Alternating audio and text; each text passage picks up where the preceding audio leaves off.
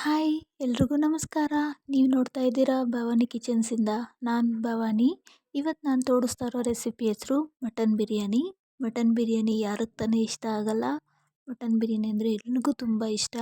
So ನಾನು ನಿಮಗೋಸ್ಕರ mutton biryani ರೆಸಿಪಿನ ನಿಮ್ಮ ಮುಂದೆ ತೋರಿಸ್ತಾ ಇದ್ದೀನಿ ಹೇಗೆ ಮಾಡೋದು ಅಂತ. ಮೊದಲಿಗೆ 4ರಿಂದ 5 ಈರುಳ್ಳಿ ಕಟ್ ಮಾಡಿ ಇಟ್ಕೊಂಡಿದ್ದೀನಿ. ಒಂದು 3 ಟೊಮೆಟೊ ಕಟ್ ಮಾಡಿ ಇಟ್ಕೊಂಡಿದ್ದೀನಿ. ಕೊತ್ತಂಬರಿ ಪುದೀನ ಪೇಸ್ಟು ಮತ್ತು ಶುಂಠಿ ಬೆಳ್ಳುಳ್ಳಿ ಪೇಸ್ಟು, ಹಸಿಮೆಣಸಿನ್ಕಾಯಿ ಹಾಕಿ ಪೇಸ್ಟ್ ಮಾಡ್ಕೊಂಡಿದ್ದೀನಿ. ಸ್ವಲ್ಪ ಮೊಸರು, ಕೊತ್ತಂಬರಿ ಪುದೀನ ಮತ್ತು ಪಲಾವ್ ಐಟಮ್ಸು, 2 ಗ್ಲಾಸು ಅಕ್ಕಿ, ಸ್ವಲ್ಪ ಎಣ್ಣೆ, ಸ್ವಲ್ಪ ತುಪ್ಪ. ಇಷ್ಟನ್ನು ನಾವು ಬಿರಿಯಾನಿ ಮಾಡ್ಕೊಳೋಕ್ಕೆ ಇಟ್ಕೊಂಡಿದ್ದೀನಿ. ಮೊದಲಿಗೆ ಒಂದು ಕುಕ್ಕರ್ ಇಟ್ಕೊಂಡು ಕುಕ್ಕರ್ಗೆ ಸ್ವಲ್ಪ ಎಣ್ಣೆ ಹಾಕ್ಕೊಂಡು ಅದಕ್ಕೆ ಕಟ್ ಮಾಡಿ ಇಟ್ಕೊಂಡಿರೋಂತಹ ಒಂದು ಈರುಳ್ಳಿನ ಎಣ್ಣೆಯಲ್ಲಿ ಫ್ರೈ ಮಾಡ್ಕೋಬೇಕು. ಫ್ರೈ ಮಾಡ್ಕೊಂಡ್ಮೇಲೆ ನಾವು ಕಟ್ ಮಾಡಿ ತೊಳೆದಿಟ್ಕೊಂಡಿರುವಂತಹ ಮಟನ್ನ ಹಾಕ್ಕೊಂಡು ಸ್ವಲ್ಪ ಅರಿಶಿನ, ಸ್ವಲ್ಪ ಉಪ್ಪು ಹಾಕ್ಕೊಂಡು ಕೊತ್ತಂಬರಿ ಪುದೀನ ಹಾಕಿ ಸ್ವಲ್ಪ ಫ್ರೈ ಮಾಡಬೇಕು. ಅದು ಫ್ರೈ ಮಾಡಿದ್ಮೇಲೆ ಅದರಲ್ಲಿ ನೀರಿನ ಅಂಶ ಅದರಲ್ಲೇ ಬರುತ್ತೆ. ಫ್ರೈ ಮಾಡಾದಮೇಲೆ ವಿಜಿಲ್ನ ಕೂಗಿಸ್ಕೋಬೇಕು. 2 ವಿಜಿಲು, 2 ವಿಜಿಲಲ್ಲ 4 ವಿಜಿಲ್ನ ಕೂಗಿಸ್ಕೋಬೇಕು. ಯಾಕಂದರೆ ಮಟನ್ನು ಸ್ವಲ್ಪ ಬೇಯೋದು ಇದಾಗಿರೋದ್ರಿಂದ 4 ವಿಜಿಲ್ನ ಕೂಗಿಸ್ಕೊಂಡು ಇವಾಗ ಬಿರಿಯಾನಿ ಮಾಡೋಕ್ಕೆ ಇಟ್ಕೊಳ್ಳೋಣ. ಸೊ ಬಿರಿಯಾನಿಗೆ ಮೊದಲಿಗೆ ಎಣ್ಣೆ ಬಿಸಿಯಾಗಿದ ನಂತರ ತುಪ್ಪ ಹಾಕ್ಕೊಂಡು ಪಲಾವ್ ಎಲೆ ಏನಿದೆಯೋ ಅದೆಲ್ಲ ಪಲಾವ್ ಐಟಮ್ಸ್ನ ಸ್ಪೈಸಸ್ನ ಹಾಕ್ಕೊಂಡು ಒಂದು 4 ಈರುಳ್ಳಿನ ಕಟ್ ಮಾಡಿ ಫ್ರೈ ಮಾಡ್ಕೋಬೇಕು. ಈರುಳ್ಳಿ ಕಲರ್ ಚೇಂಜ್ ಆದಮೇಲೆ ನಾವು ಶುಂಠಿ ಬೆಳ್ಳುಳ್ಳಿ ಹಸಿಮೆಣಸಿನ್ಕಾಯಿ ಪೇಸ್ಟ್ ಹಾಕ್ಕೊಂಡು ಫ್ರೈ ಮಾಡ್ಕೋಬೇಕು. ಅದು ಚೆನ್ನಾಗಿ ಫ್ರೈ ಆದಮೇಲೆ ನಾವು ಪುದೀನ ಕೊತ್ತಂಬರಿ ಪೇಸ್ಟ್ ಮಾಡಿಟ್ಕೊಂಡಿರೋದನ್ನ ಅದಕ್ಕೆ ಹಾಕ್ಕೊಂಡು ಒಂದು 2-3 ನಿಮಿಷ ಚೆನ್ನಾಗಿ ಹಸಿ ವಾಸನೆ ಹೋಗೋವರೆಗೂ ಫ್ರೈ ಮಾಡ್ಕೋಬೇಕು. ಮಟನ್ 4 ವಿಜಿಲ್ ಕೂಗಿದ್ಮೇಲೆ ಬೆಂದಾಗಿರುತ್ತೆ. ಸೊ ನಾನು ನೀರು ಹಾಕಿಲ್ಲ, ಅದರಿಂದನೇ ನೀರಿರುತ್ತೆ.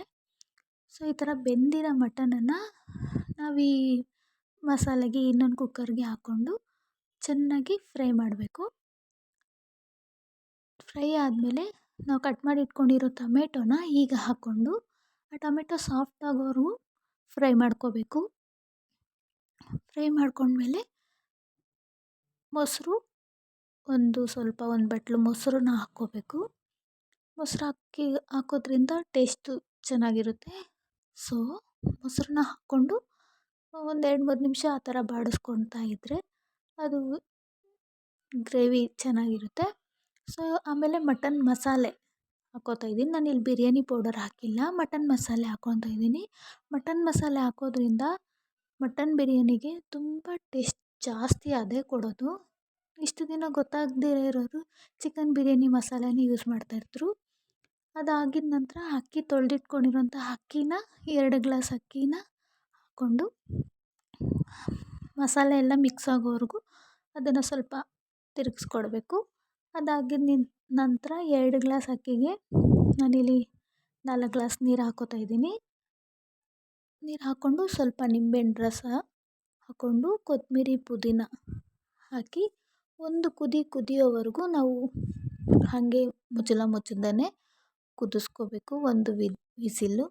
ನಾವು ಕುದಿಯೋವರೆಗೂ ಯಾಕೆ ಅಂದರೆ ಮಸಾಲೆ ಮೇಲೆ ಇರುತ್ತೆ, ಅಕ್ಕಿ ಕೆಳಗಡೆ ಇರುತ್ತೆ, ಬಿರಿಯಾನಿ ಎಲ್ಲ ಮಿಕ್ಸ್ ಆಗೋಲ್ಲ.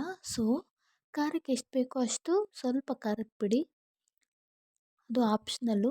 ಮೆಣಸಿನ್ಕಾಯಿ ಖಾರ ಇದ್ದರೆ ಬೇಡ. ಲಾಸ್ಟಲ್ಲಿ 2 ಸ್ಪೂನ್ ತುಪ್ಪ ಹಾಕ್ಕೋತಾ ಇದ್ದೀನಿ. ತುಪ್ಪ ಹಾಕ್ಕೊಳ್ಳೋದ್ರಿಂದ ನಮಗೆ ಟೇಸ್ಟು ಇನ್ನೂ ತುಂಬ ಚೆನ್ನಾಗಿರುತ್ತೆ. ಮಟನ್ ಬಿರಿಯಾನಿಗೆ ತುಪ್ಪನೇ ಮೇಯ್ನು. ಎಣ್ಣೆಗಿಂತ ತುಪ್ಪದಲ್ಲೇ ಮಾಡಿದ್ರೆ ಇನ್ನೂ ಚೆನ್ನಾಗಿರುತ್ತೆ. ಸೊ 2 ವಿಜಿಲ್ನ ಕೂಗಿಸ್ಕೊಂಡ್ರೆ ಮಟನ್ ಬಿರಿಯಾನಿ ರೆಡಿ ಆಗುತ್ತೆ ಫ್ರೆಂಡ್ಸ್. ನೋಡಿ ಎಷ್ಟು ಚೆನ್ನಾಗಿ ಕಾಣಿಸ್ತಾ ಇದೆ, ಕಲರ್ಫುಲ್ಲಾಗಿದೆ. ಬಟ್ ತಿಂದರೆ ಮಾತ್ರ ಕಳೆದೋಗ್ಬಿಡ್ತೀರಾ, ಅಷ್ಟು ಚೆನ್ನಾಗಿರುತ್ತೆ. ಒಂದ್ಸರಿ ನೀವು ಟ್ರೈ ಮಾಡಿ. ನಾನು ಹಾಕಿರೋ ತುಪ್ಪ ಸ್ಮೆಲ್ಲು ಘಮ ಘಮ ಅಂತ ಬರ್ತಾ ಇದೆ, ಎಷ್ಟು ಚೆನ್ನಾಗಿದೆ. ಮಟನ್ ಪೀಸು ಅಷ್ಟೇ ತುಂಬ ಚೆನ್ನಾಗಿದೆ, ಬೆಂದಿದೆ. So mutton biryani ready. ಈಗ ನಾವು ತಟ್ಟೆಲಿ ಹಾಕ್ಕೊಂಡು ಸರ್ವ್ ಮಾಡ್ಕೊಂಡು ಮೊಸರು ಬಜ್ಜಿಗೆ ತಿಂತಾಯಿದ್ರೆ ಒಬ್ಬೊಬ್ರು ಎಷ್ಟೆಷ್ಟು ತಿಂತೀರೋ ನಮಗೆ ಗೊತ್ತಿಲ್ಲ, ಅಷ್ಟು ಚೆನ್ನಾಗಿರುತ್ತೆ ಫ್ರೆಂಡ್ಸ್. ಒಂದ್ಸತಿ ಟ್ರೈ ಮಾಡಿ. ಪೀಸ್ ಅಂತೂ ಬೆಂದಿದೆ, ಸಾಫ್ಟಾಗಿ ಬೆಂದಿದೆ ಪೀಸು. ನಾನೇನೇನಕ್ಕೆ ಇಷ್ಟಪಡ್ತೀನಿ ಅಂದರೆ ಈ ಥರ ರೆಸಿಪೀಸ್ನ ಮನೆಯಲ್ಲಿ ಮಾಡ್ಕೊಂಡು ತಿನ್ನಬೇಕು. ನಾವು ಹೋಟೆಲ್ಗಳಿಗೆ ಹೋಗೋ ಅದೇ ಟೇಸ್ಟ್ ಸಿಗುತ್ತೆ ಅಂತ ಹೋಗೋದಕ್ಕಿಂತ ಮನೆಯಲ್ಲೇ ನಾವು ಹೋಟೆಲ್ ಟೇಸ್ಟ್ನ ಮಾಡಿಕೊಂಡು ನಮಗಿಷ್ಟವಾಗಿರೋರಿಗೆ ನಾವು ಬಡಿಸಿದ್ರೆ ಅವರು ಇನ್ನೂ ಹೆಚ್ಚಾಗಿ ತಿಂತಾರೆ. ಒಂದ್ಸತಿ ನೀವು ಮನೇಲಿ ಟ್ರೈ ಮಾಡಿ. ನನ್ನ ಮಟನ್ ಬಿರಿಯಾನಿ ಇಷ್ಟ ಆದರೆ ಲೈಕ್ ಮಾಡಿ, ಶೇರ್ ಮಾಡಿ, ಸಬ್ಸ್ಕ್ರೈಬ್ ಮಾಡ್ಕೊಳ್ಳಿ. ಮಟನ್ ತುಂಬ ಸಾಫ್ಟಾಗಿ ಬೆಂದಿದೆ, ತುಂಬ ಚೆನ್ನಾಗಿದೆ